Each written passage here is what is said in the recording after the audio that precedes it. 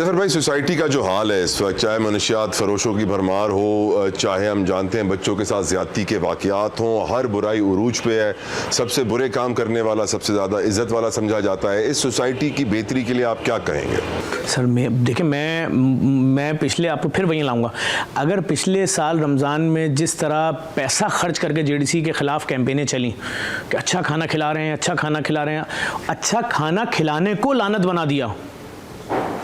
जितनी बड़ी शरारत हुई थी, मेरे अलावा कोई और होता ना, वो बोलता भाई अबे भाई मैं किसी एक ब्रांड की वीडियो बना दूं, मुझे करोड़ों रुपए मिलते हैं। मैं बोलूँगा ठीक है भाई, जेडीसी बनाने से पहले आधे कराची की पाकोला की डिस्ट्रीब्यूशन मेरे पास थी भाई। मैं माज़ा इंटरनेशनल का पाकिस्तानी दुनिया का सबसे कम उम्र नेशनल सेल्स मैनेजर था 21 साल की उम्र में भाई।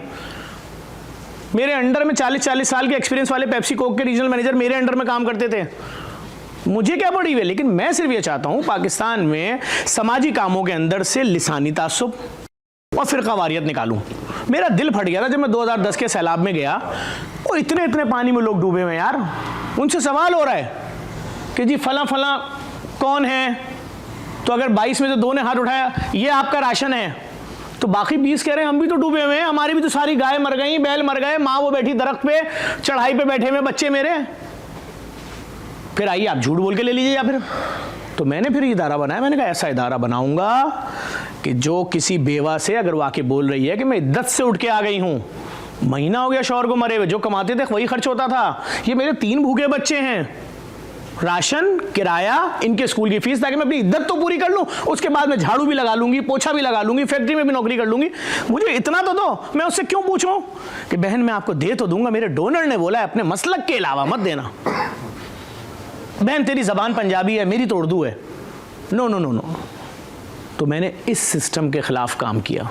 ज़फ़र भाई, मेरी दिल की एक आवाज़ ख्वाहिश आपके सामने रखता हूँ, हम कब सिंधी, बलोची, पठान, पश्तून से पाकिस्तानी बनेंगे? कब तासुब का ये बुत टूटेगा पाकिस्तानियों के दिल में से? इसके ऊपर आप मुझे तो थोड़ी सी रोशनी डालिए। आप सहाफ़ी थे जब सैलाब आया था 2022 का, जब मैंने यहाँ से लाखों बोरे सिंध राशन भेजा, तो वहाँ से मेरे खिलाफ़ क्या कैंपेन शुरू हुई कि ये तो उर्दू स्पीकिंग है, ये यहाँ क्यों भेज रहा है? यहाँ से क्या हुई कैंपेन कि ये हमारा कराची के पैसा वहाँ क्यों भेज रहा है? मैंने हाथ जोड़ा, मैंने कहा यार आफत आई है, कल को खुदा ना खास्ता कराची पे सुनामी आ गया तो क्या करोगे? कहाँ से आएगा 6 करोड़ लोगों का खाना? अफसोस तो ये 6 करोड़ की आबादी वाले शहर को कोई मानने को तैयार नहीं। हर मर्दमशुमारी में कभी 1.5 लिख देते हैं, फिर आधे घंटे बाद कहते हैं अच्छा 2 कर दें, फिर लोग शोर करते हैं 3 कर देते हैं। ओ भाई, यहाँ पर तो करोड़ों पख्तून, करोड़ों सिंधी, करोड़ों पंजाबी, करोड़ों सराइकी, और फिर उसके बाद 6-6, 8-8 मिलियन तो अफगानी, बर्मी, बंगाली हैं, उसके बाद उर्दू स्पीकिंग है। सच क्यों नहीं बता रहे? सच बताओ ताकि इस शहर को भी वैसे ही पैसा मिले, अस्पताल बन जाएं, स्कूल बन जाएं। ये शहर बड़ा शहर है, गुलदस्ता है, एक पूरा मैं कहता हूँ गुलदान है जिसमें हर तरह के फूल लगे हुए हैं।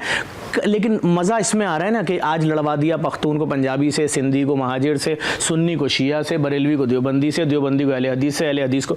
ओ भाई ये कब ख़त्म होगा यार? तला भाई आप मेरे साथ आप बोलोगे ना ज़फ़र अब्बास ये सबसे हल्का मुल्क है, यहाँ चलते हैं।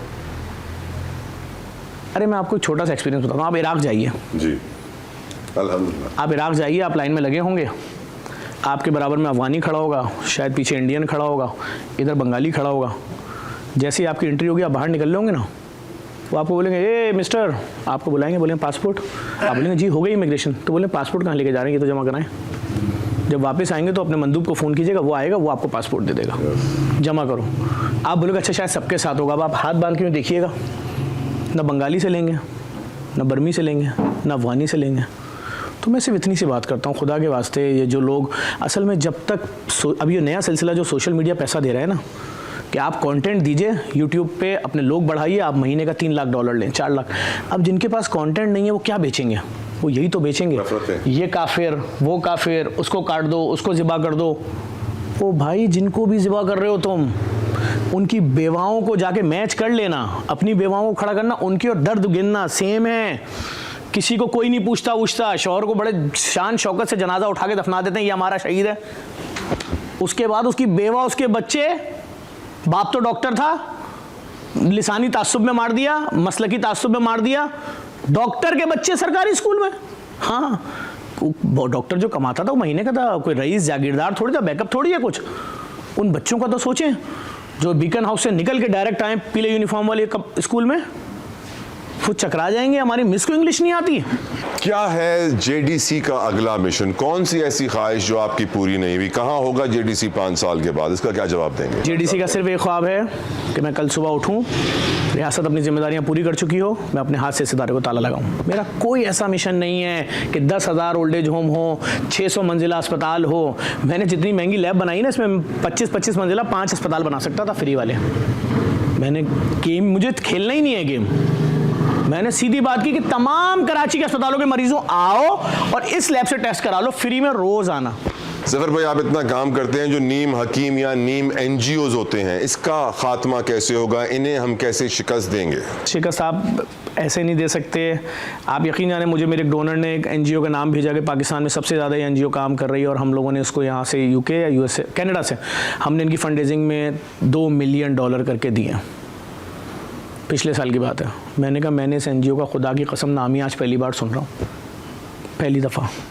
कह रहे नहीं, ये तो सबसे फाल एनजीओ। बात यह है कि एनजीओ भी एक धंधा बन गया ना। आप 2 दस्तरखान लगा के एक छोटा सा प्रोजेक्ट लेके बैठ जाइए बस। अब मुल्क में जलजला आए, सैलाब आए, आंधी आए, कोविड, आप सबका पैसा लेते रहिए, क्योंकि स्टेट आपसे नहीं पूछेगी कि 2022 में आपका महाना डोनेशन आता था बिलफर्ज 20 करोड़ रुपए, आपने लिया 25 अरब रुपए सैलाब के नाम पे। सैलाब वालों के लिए तो आपने 1 रुपए का सामान नहीं भेजा, पैसा कहाँ है? लाओ ना, जरूरत हमारे जैसी। हम तो पीसीबी ऑडिट कराते हैं। हम तो रियासत पाकिस्तान को कहते हैं कितनी फीस है पीसीबी के, वो कहते हैं 10 लाख 20 लाख 25 जमा कराते हैं। इस्लामाबाद से टीमें आती हैं, 15 दिन बाहर हो जाते हैं, खुला नंगा ऑडिट करते हैं कि क्या ये राशन ज़बान पूछ के देते हैं, क्या ये राशन मसलक पूछ के देते हैं, क्या ये राशन मज़हब पूछ के। तो भाई मैं तो आने वाले नौजवानों के जहन चेंज कर देता हूँ। मेरे पास दिन में कम से कम 20 यूनिवर्सिटीज़ के बच्चे आते हैं। अब तो हर यूनिवर्सिटी को असाइनमेंट मिलता है ना, बच्चों को जाना तो पड़ेगा। तो वो सबसे पहला नाम ही वो जेडीसी रख देते हैं कि हमें यहाँ जाना है। मैं उनकी सोचें चेंज कर देता हूँ कि भाई भूखा भूखा है, बीमार बीमार है। कैंसर की तकलीफ जितनी फला ज़बान वाले को होगी उतनी फला ज़बान वाले को होगी, जितना फला मसलक वाले को होगी जितना उतना ही। किसी के बच्चे को 2 साल के बच्चे को ब्रेन ट्यूमर हो जाए और डॉक्टर बताए इस बच्चे की ज़िंदगी 6 महीने, दर्द मैच कर लो हर एक का। राइट ज़फ़र भाई, आपसे गुफ्तगू हुई है। यहाँ एक ब्रेक का मुझे कहा जा रहा है, हम ब्रेक पे जाएंगे, ब्रेक से वापस आएंगे। व्यूअर्स, यहाँ पे जो सीनियर सिटीजन्स मेरे साथ बैठे हैं, इनसे गुफ्तगू करेंगे, जानेंगे इनका विजन क्या है, इन्होंने कौन सा पाकिस्तान देखा था अपनी जवानी में, बहुत सारे अभी भी यहाँ जवान हैं, और अब कौन सा पाकिस्तान देखना वो चाहते हैं, क्या उनका विजन है, क्या उनकी ख्वाहिश है। After this break stay with us.